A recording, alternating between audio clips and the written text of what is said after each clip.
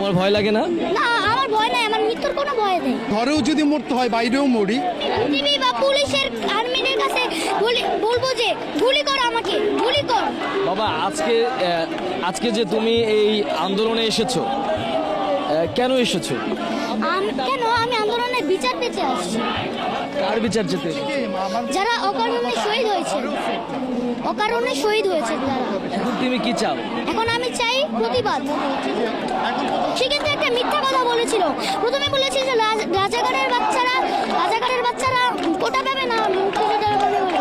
আর আবার পরে বলছে যে আমি কি তাদেরকে রাজাকার বলেছি? তাদের নিজেই রাজা।